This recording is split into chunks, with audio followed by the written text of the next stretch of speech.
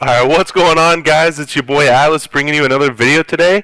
We're going to be talking about the new upcoming Destiny expansion called Rise of Iron, and I have my good buddy Isaiah here with me today. Hello, ladies and gentlemen. Welcome, welcome.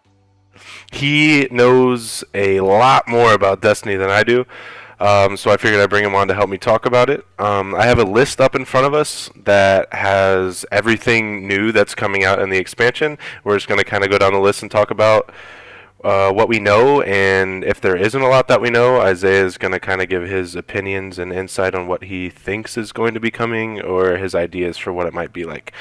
So the first thing that is going to be brand new is there going to be a entire new campaign and quests along with that campaign. Yeah, so with quest and storylines, the way I look at it is if they do what they did in Taken King, it's going to be great, and I just hope they keep expanding it forward, because even when you finish the main, storyline, you beat Oryx, blah, blah, blah, even before the raid, they gave you incentive to keep playing and doing these other missions on the side and quest lines, which is a great idea, and I hope that once you finish that for when the game drops, they continue it throughout the year and keep adding more quests and storylines to go through, kind of like what they did in the April update, where you were able to get the new Taken Sword, all that stuff, but constantly throughout the year, so I hope we see that better implemented into the game, and it should be great. Yeah, that's something that I've always had a problem with in Destiny is like the new stuff comes out and everybody grinds it and you get done with it and then there's just like nothing else to do and it kind of just gets stale.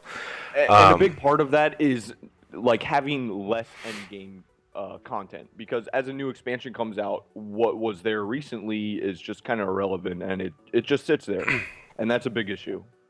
Right. So moving on, the second thing is new armor and gear. I mean, there's not really much to say about that. What we saw, some of the new gear looks cool. I don't know if there was an issue with the trailer or if they're still in alpha for the release or alpha for Rise of Iron. I don't know what it was. It looked very low res and very pixelated. Some of the armor they showed, it was odd. Yeah, I know I the noticed Titan that. armor and there was the hunter set. I didn't like it. But any new armor that comes in the game, that'll be great as long as it's all in-game gear, and not just stuff that's just blues and legendaries that are going to become irrelevant when a raid drops. So, we'll Right, see. yeah. It doesn't seem like that'd be something they would do. It just wouldn't make much sense. But yeah, so the next thing is new weapons, and I'm pretty sure that the only one that we have confirmed so far is a remake of the Year 1 rocket launcher Galahorn.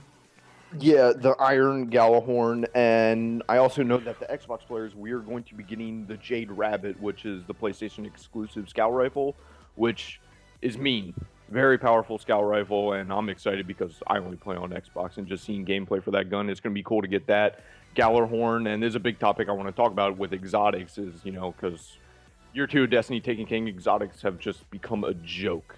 It's not something that's like a prized possession they get, whereas in Year 1 it was getting Thorn, Last Word, Galahorn, Hawkmoon. You had those were must-haves, and they were, besides Last Word, all the other ones were based off RNG, just getting them. So they were prized possessions, they were OP, and people celebrated them. They were the thing to get. And in Year 2, we don't have that. And it's kind of because they're underpowered, and also because 3 coins is in the game, which that needs to go. Flat out, that needs to go. So seeing Iron Galahorn come in back at Year 3, I don't think they're going to make it as OP as it was in Year 1, but I would hope not. Yeah, I mean, it'll be cool though, But I think if there's ever, of course, what is it? Not Arc, Flame, something, Solar. Yeah, Solar, nailed Solar, it. Arc, and Void. Yeah. If there's Solar Burn, then everybody's just going to be burning bosses with Galahorn, and that's just how it's going to be. There's no doubt about that. Little throwback action. Yeah. So the next topic is the new raid. And I don't think we really know anything about that, right? We know it's on Earth, or we assume it's on Earth, because when they said new raid in the trailer, it showed them jumping off a cliff in a snowy area, grass around, trees and whatnot. So we're assuming it's on Earth, and as long as it's not as terrible as Crota's End was, because Vault of Glass is one of the greatest experiences ever.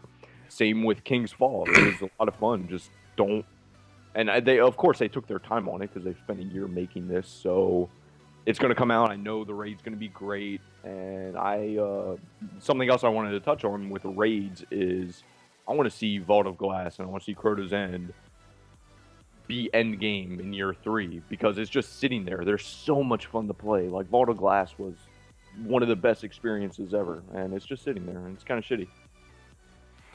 Yeah, I think that would be refreshing for sure, and it would like it's not brand new content, but it's something that would be kind of new and gives people something to do that other than just grinding strikes that they have been for a year. That's all I've been doing today. Right, that's what all everybody does.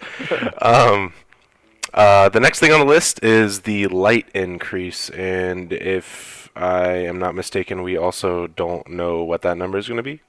Well, it was, yeah. It's very weird to predict what that'll be because it could be like 400. It could be even higher than 400 because we're maxed at 335 right now. But it was different going from year 1 to year 2 because our light increase, which with the DLC that would drop, was two levels, and 2 levels was a big deal back then. But now it's at a much higher number, and the scale is different. So I think a normal light going into new year with how it's been before, I think a light increase of about 100 or maybe even 80, something like that, would be reasonable.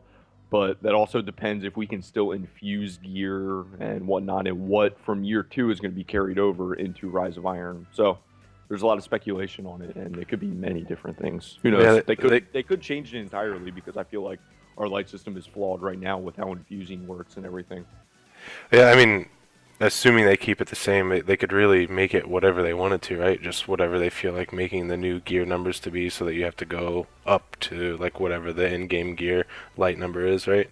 Yeah, and they could make it a very small jump of like, let's say 30 or 40, and the only way you can get gear that's higher than 335 is by doing end game gear in Rise of Iron. They could do something as simple as that, Yeah, which would make sense, and I feel like that would be better for the game. yeah, it would make a lot of sense. All right, guys. The video was kind of getting a little lengthy there, so I decided to split it into 2 parts. So that's where we're gonna cut the first half off. But I hope you guys enjoyed this so far. The second part should be uploaded alongside this one, so it should be available for you to watch, and I will link it down below. I hope you enjoyed it. If you did enjoy it, leave a like. If you want to see more content in the future, subscribe. And if you have anything to say or any questions or anything along those lines, leave a comment down below. And as always, I appreciate you guys watching, and have a great day.